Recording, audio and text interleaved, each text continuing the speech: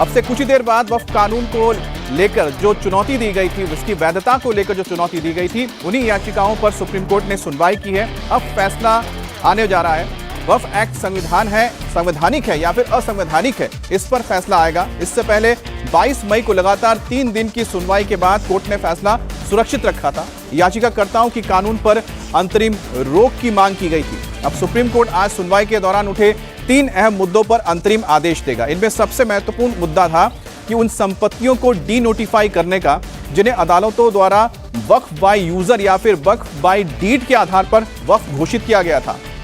दूसरा मुद्दा राज्य वक्फ बोर्ड और केंद्रीय वक्फ परिषद के स्ट्रक्चर से जुड़ा हुआ है, जहां याचिकाकर्ताओं का तर्क है कि इसमें सदस्यों को छोड़कर केवल मुस्लिम ही होने चाहिए, यानी कि गैर मुस्लिम इसमें ना हो। तीसरा मुद्दा है कि प्रावधान से संबंधित जो कहता है कि जब कलेक्टर या जांच करेगा कि कोई संपत्ति सरकारी भूमि है या नहीं, तो उसे वक्फ संपत्ति माना जाएगा। नए वक्फ कानून को लेकर सुप्रीम कोर्ट थोड़ी देर में फैसला सुनाने जा रहा है और इससे लेकर कोर्ट की सुरक्षा सख्त कर दी गई है और वहां कोर्ट परिसर के बाहर सुरक्षा व्यवस्था बनाए रखने के लिए रैफ भी तैनात कर दिया गया है। तो कुल मिलाकर जो 3 अहम मुद्दे इसमें होते हैं, एक तो है कि नोटिफिकेशन को लेकर है कि वक्फ बाय यूजर या फिर वक्फ बाय डीड के तहत जिन संपत्तियों को वक्फ किया गया है उसको लेकर मुद्दा रहेगा।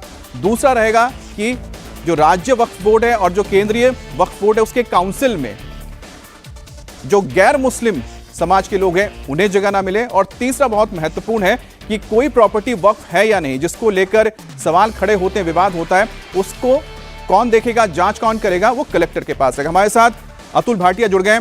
अतुल, कितने बजे तक फैसला आ सकता है और अब तक की जो सुनवाई हुई है उसमें क्या चीजें निकल कर आई थी पक्ष की ओर से और विपक्ष की ओर से? देखिए अमित, मान के चलिए कि 11 बजे करीब जस्टिस बी आर गवई की बेंच जो है वो इस पर फैसला सुनाएगी, क्योंकि अभी एक मामले के अंदर बेंच जो है वो बैठी हुई है और उसके बाद इसके ऊपर फैसला आएगा। तो अराउंड हम मान के चल रहे हैं कि करीब 11 बजे के करीब जो है वो जस्टिस बी आर गवई की बेंच जो है वो इस पर फैसला सुनाएगी, जो वक्फ बोर्ड 2025 के खिलाफ जो याचिकाएं दाखिल की गई हैं। जहां तक हम सुनवाई की बात करें, जो सुप्रीम कोर्ट में इस पूरे मामले के अंदर सुनवाई हुई, जैसा कि आपने पहले भी बताया कि 3 इंपॉर्टेंट पॉइंट थे। वक्फ बाय यूजर, जिसमें यहां तक कहा गया कि ऐसे तो जो जामा मस्जिद है उस पर भी लोग जो है वो अपनी दावेदारी जो है वो पेश कर सकते हैं। कागज जो है वो पुराने कई सालों से वहां पर नमाज पढ़ी जा रही है ऐसी जगहों पर, और यहां पर वक्फ बाय यूजर्स जो है उसको राहत दी जानी चाहिए। दूसरी जो सबसे इंपॉर्टेंट पॉइंट था कि जो गैर मुस्लिम थे उनको वक्फ बोर्ड में, राज्य वक्फ बोर्ड और जो केंद्रीय वक्फ बोर्ड है उसके अंदर जगह दी जाएगी। इसको लेकर सबसे बड़ा विवाद था, इसके ऊपर आज सुप्रीम कोर्ट अपना आदेश दे सकता है। तीसरा जो मामला था कि कलेक्टर को जो पावर्स दी गई थी कि वो किसी भी वक्फ की जो प्रॉपर्टी होगी उसको विवादित कर सकता है, डिनोटिफाई कर सकता है। ये तमाम चीजें थी जिसको लेकर कई याचिकाएं सुप्रीम कोर्ट में दाखिल की गई थी। असफुद्दीन ओवैसी, इसके अलावा अमातुल्लाह खां और कई पार्टियों की तरफ से याचिकाएं जो है वो सुप्रीम कोर्ट में दाखिल की गई थी। तो फैसला जो है वो रिजर्व किया गया था और कहीं ना कहीं सुप्रीम कोर्ट के अंदर जो केंद्र सरकार है उसने भी ये बात कही थी कि जब तक आदेश नहीं आता, जब तक सुप्रीम कोर्ट में सुनवाई इस पूरे मामले पर चलेगी, जब तक किसी भी बोर्ड के अंदर किसी गैर मुस्लिम को